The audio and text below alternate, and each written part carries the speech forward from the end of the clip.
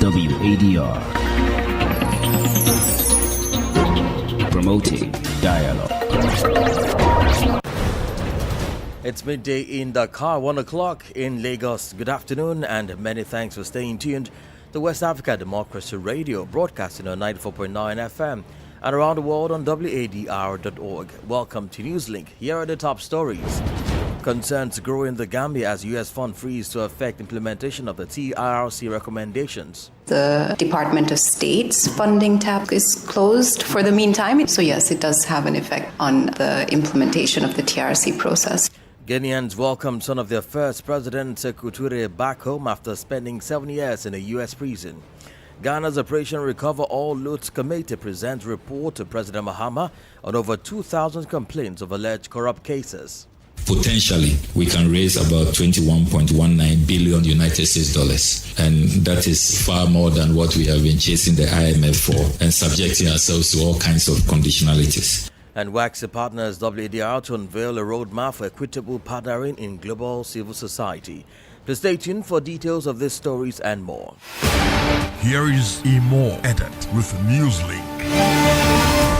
Many thanks for joining our broadcast. This afternoon we'll begin in Ghana, where Operation Recover All Loot Oral, the committee probing complaints of suspected corruption and looting of state assets, has presented its report to President John Mahama. According to the committee, it received a total of 2,417 complaints from the Ghanaian public. Oral was set up by then President-elect Mahama on December 18, 2024 to gather information on corruption to be passed on to the appropriate government institutions. Following the presentation of the report, President Mahama has directed the Attorney General to commence investigations immediately. WDL's Accra correspondent Nadidi Tete reports. The now immediate past chairman of the Operation Recover All Loot Committee, Oral, Samuel Okudzeto Ablakwa, disclosed that the complaints were gathered through 1,493 toll-free calls and 924 emails, bringing the total number of reports to 2,417, all of which have been preserved for verification. Mr. Ablakwa, who is also the Minister of Foreign Affairs, explained that after reviewing 36 major cases in land-related loot, the government has the potential to reclaim as much as $21.19 billion from stolen state assets. So in all, just a summary, the 36 cases, the high amount cases that we put together, and then the land loot, potentially we can raise about 21.19 billion United States dollars. And that is far more than what we have been chasing the IMF for and subjecting ourselves to all kinds of conditionalities. Following the findings, President John Dramani Mahama has directed the Attorney General to begin immediate investigations into suspected corruption and asset looting. I have promptly handed over the reports to the Attorney General and Minister of Justice, and I give him firm instructions to commence immediate investigations into the cases reported in here with a view to prosecuting anyone found liable for corruption or related offenses. To those who think they can defraud the state and escape justice, let this serve as a strong warning. Ghana is no longer a safe haven for corruption. The report also highlighted Oral's role in recovering state assets and preventing their illegal takeovers.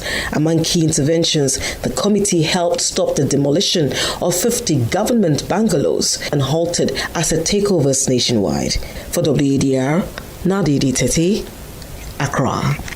Meanwhile, the 7-member ad hoc committee set up by Ghana's Speaker of Parliament, Alban Bagbin, to look into the chaos that erupted during the vetting of some nominees of President John Mahama on Thursday, January 30, has brought its work to a close without the involvement of the minority MPs.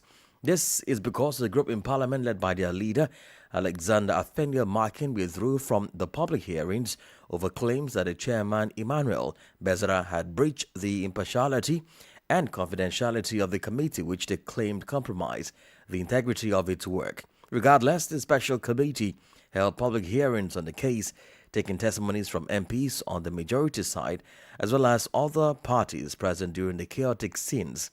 The ad hoc committee commenced public hearings on February 5, 2025 at Parliament to investigate the misconduct of the MPs during the vetting session and is expected to bring transparency to the events that unfolded during the vetting process. Now, the son of Guinea's first president, Ahmed Sékou Touré, has returned to the country after serving 7 years in prison in the United States of America. Mohamed Touré and his wife, Denise Cross Touré, were sentenced in 2019 for allegedly enslaving a young Guinean woman for 16 years. The Guinean government welcomed this release, but assures that it was only possible after a long month of negotiation with the American state. Here is Chena for Ibrahim Abadi's report and voiced by Eche Atisu. Mohamed Touré returned to Guinea on Monday in a wheelchair. The Secretary General of the PDG-RDA party, after serving 7 years in prison in the United States, expresses joy over his release, which he claims was achieved through what he calls political pressure. Je vous le dis, ma sortie effective. I tell you, my release was indeed the result of political pressure. Instructions were given to bypass many formal procedures to achieve this outcome. Afin que ces résultats soient. His mother, the widow of the first Guinean president, Ahmed Sékou Touré, couldn't hold back her tears. Over 80 years old, Haja Andre Touré said she was relieved to be reunited with her son. I sincerely thank President Mamadou Doumbouya. I wish him a lot of success for reuniting me with my son.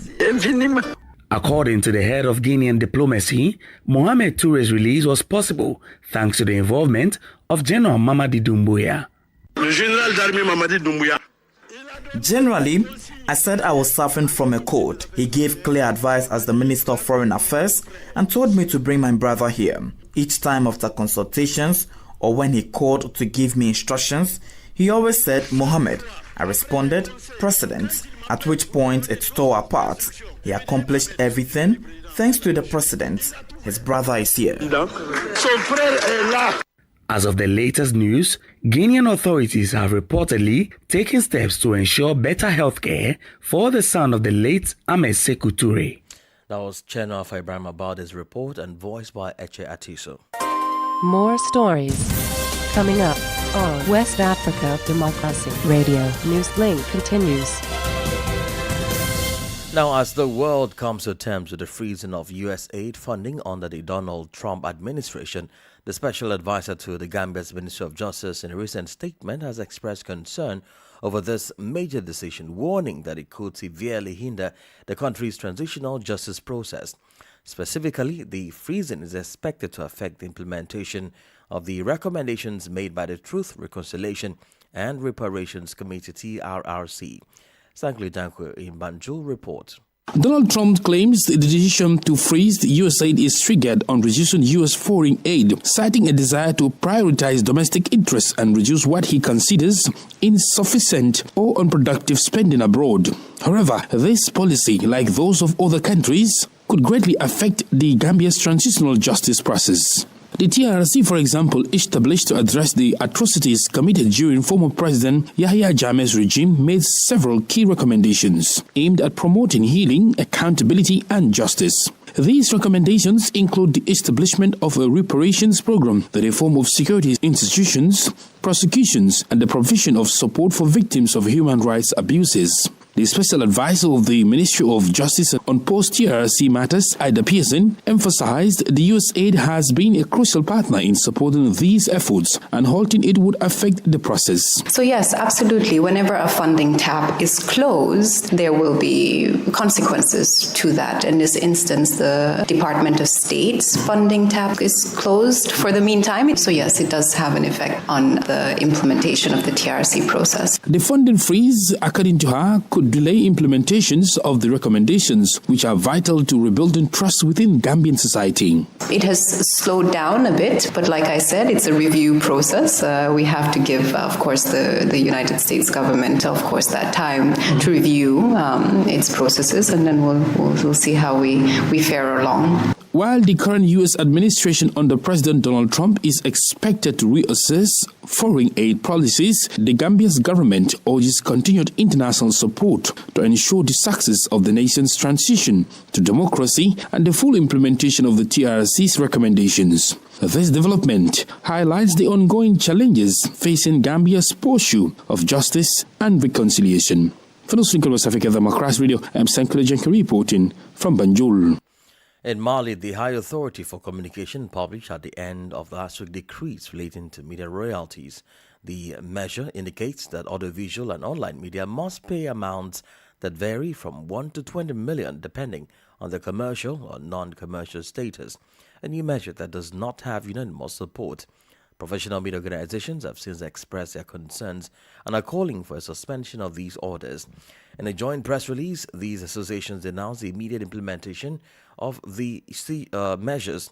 Modibo Fofana is the president of the Association of Online Press Professionals in Mali, an organization that signed the press release. He spoke to WDR's Demba Amaran. Nous, les chrétiens, nous sommes réunis les samedis et produire. We, the journalists, were elected last Saturday, and he issued a statement requesting the relevant authorities, especially the concerned ministries, to suspend the new licensing fees. The argument we put forward is that Mali is in a particular situation, facing a multidimensional crisis, including security issues, political crisis, economic crisis, and even a national crisis of uncertainty. Additionally, we are dealing with an energy crisis. This energy crisis affects all businesses, both directly and indirectly, including media companies. There are barely any radio stations running full-time due to the power outages, and they have to rely heavily on electric generators. Given the current tariffs, media organizations are struggling to operate properly. If the authorities impose the new licensing fees, we believe it will spell the demise of the media industry. Action au sein de la HAC pour annuler cette mesure.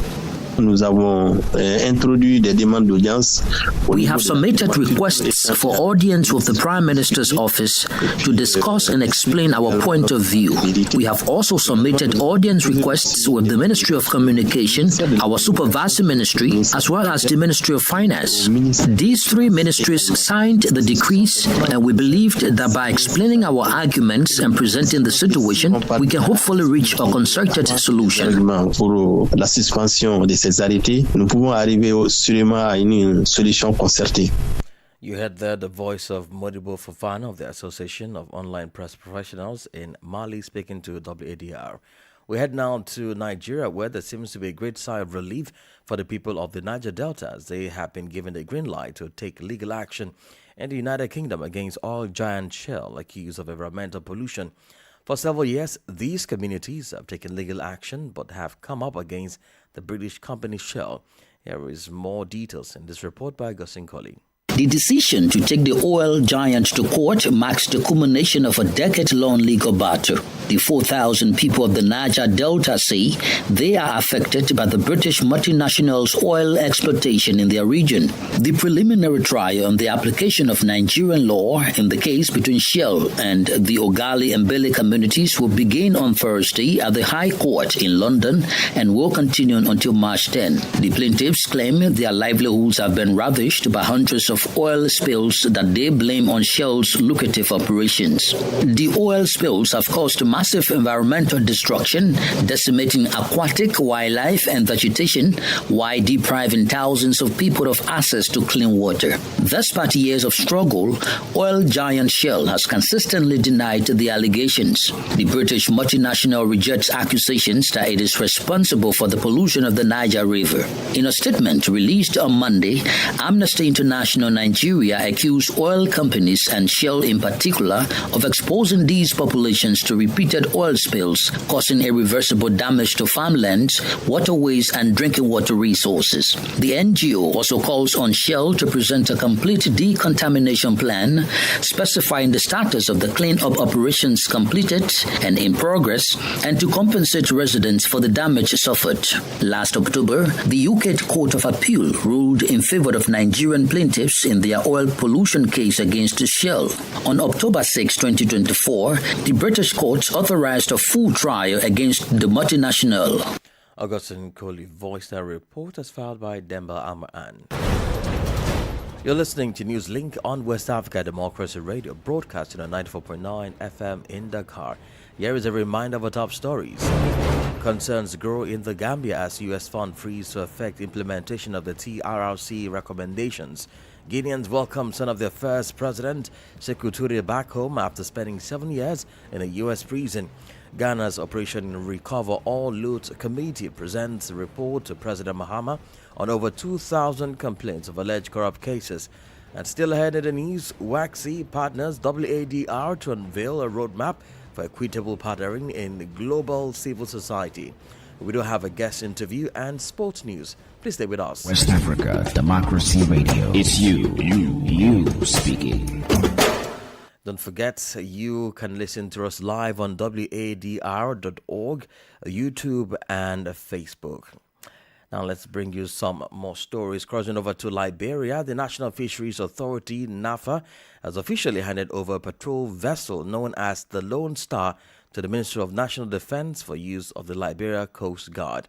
This strategic move aims to combat illegal, unreported, and unregulated fishing while enhancing compliance and enforcement across Liberia's non-coastal counties. The Lone Star, significant asset in Liberia's maritime security effort, was originally donated by the Welsh government of the United Kingdom in April 2019 as part of a broader initiative to strengthen the government's abilities in curbing unregulated fishing activities within its territorial waters. Abraham Park in Monrovia has the rest of the story.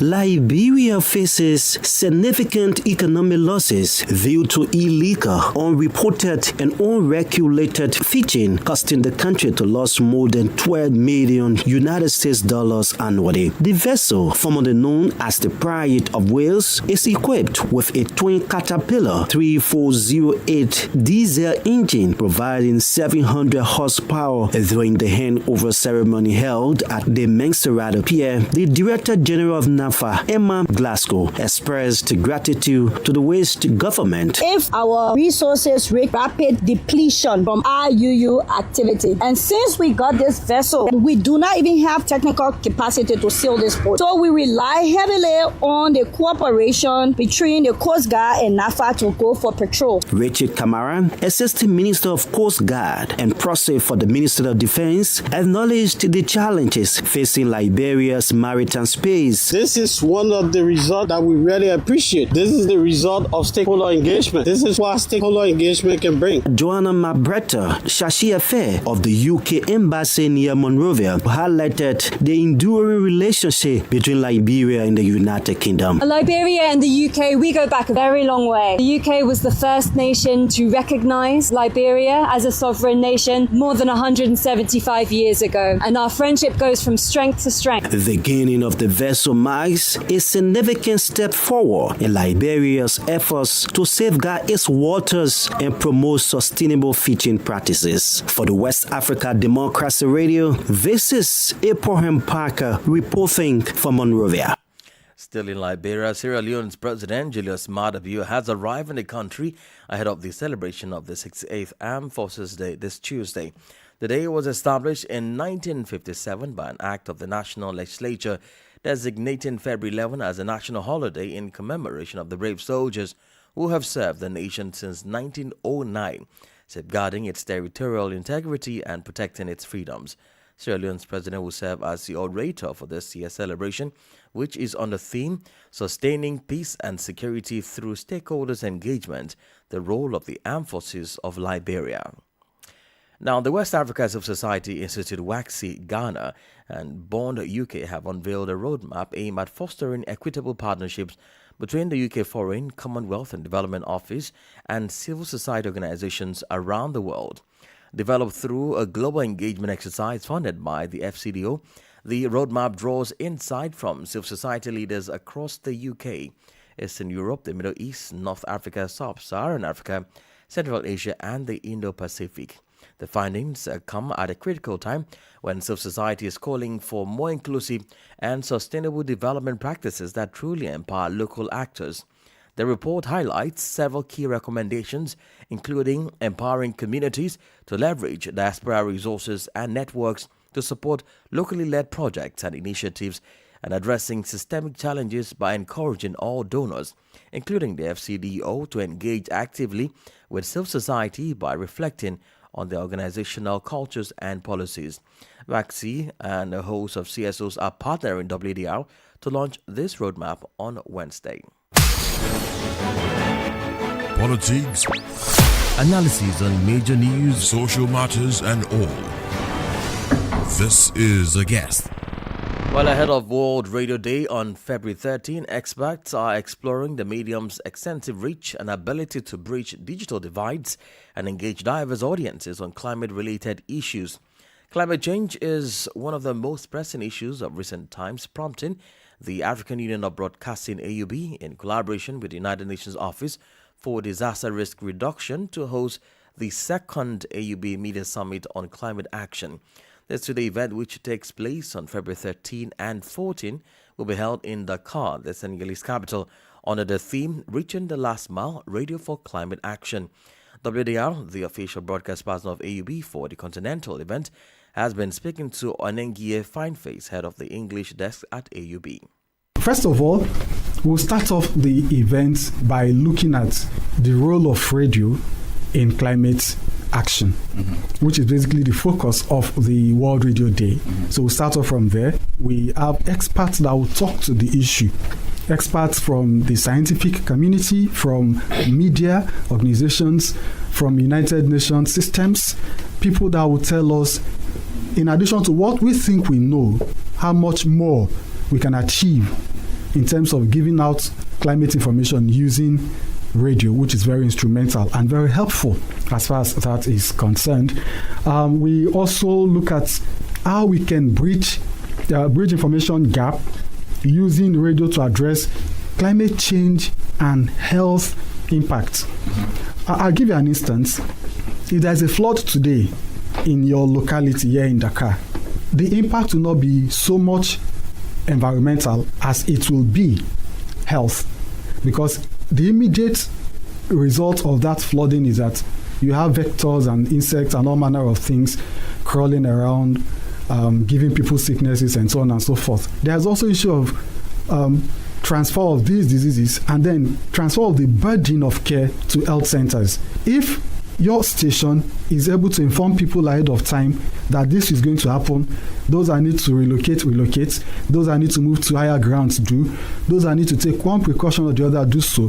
What will happen is that people will be saved from that medical challenge. They get to know that with this incidents, if we do this, we avoid this, and then reduce the burden on health centers. So we're looking at the nexus between climate change and health impact, and how radio can come in to ensure that when climate incidents, climate crisis happen, people do not fall sick, because these are things that happen. There are also economic aspects to this, but we are looking at the health because we understand that health is wealth, health is life, so people need to know what to do when these things happen. Talk about all manner of people. You did mention the place of women in this, and I wanted to speak more on that, because at the end of the day, women are usually more at the receiving end. So tell us more about that. Yes, that's very correct. Women are well factored into this program, and not just this, the AUB has a series of gender programs. So women are factored as one of the stakeholder groups for this event. Okay, we do understand the place of clean cook stoves, where we know that this exposure to carbon monoxide affects a lot of women, a lot of deaths, from the. In fact, in Nigeria, I did a story. I'm a journalist myself, so I did a story on how that affects people, and the locals told me that not just the women, even the men, that overexposure to the heat from charcoal affects fertility. And some of them, out of ignorance, take all manner of things, assuming that it will help boost their fertility. So it's a big problem. Yes, women are involved. We have high-level experts that are women, so they are represented in a choice of participants. Now, how is AUB going to work with all stakeholders to make sure that progress is measured in terms of implementation of some of the strategies that will be discussed, especially impacting journalists for better journalism, in ensuring better coverage and dissemination of quality and relevant climate information, like you said, on disaster risk and preparedness? Okay, now the Media Saving Lives initiative, which birthed this summit, it's not just about summits. It involves training of journalists, and beyond training of journalists, there is also what we call co-production, there is grants, let me start from Mauritius. It started in Mauritius. Before Mauritius, there was online training. From online training, we had a twinning workshop in Mauritius where participants from all over the world, including European Broadcasting Union, were there. And after that training, participants were given grants to go into co-production, where you were in Senegal, you are working with someone in Côte d'Ivoire, looking at shared experiences, comparing solutions, comparing methodology, and so on and so forth, okay? So when we have summits like this, it doesn't end there. Wanengi Fine Face is the head of English desk at the African Union of Broadcasting. Now here is Uncle Janko with sport news.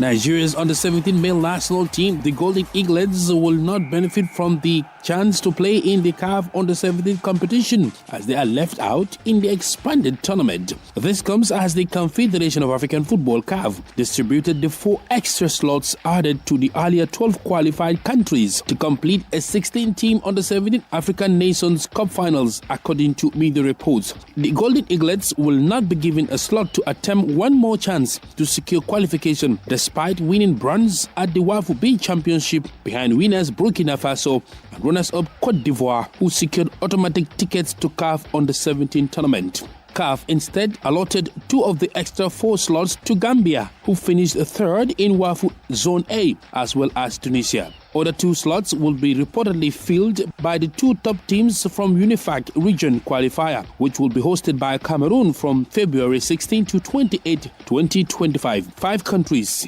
Cameroon, Gabon, Central African Republic, Democratic Republic of Congo, and Congo will participate in the championship, according to media reports. And all roads lead to Etihad today because Manchester City will host serial winners Real Madrid in the first leg of the UEFA Champions League playoff tonight at the Etihad Stadium in Manchester. The high-profile match will see both teams locking horns for a place in the round of 16 of the UEFA Champions League. And that's it for sports. It's back to you.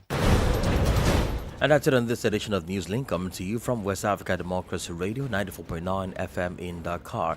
Thank you for listening, and many thanks to Mustafa Sek and Maudoju for the technical support. Do connect with us on all of our social media platforms, X, formerly Twitter, Instagram at WDR News, and Facebook West Africa Democracy Radio English Service. I am Imo Edet. Good afternoon. And many thanks to you for listening to Newslink via Hot 104.3 FM, New FM 90.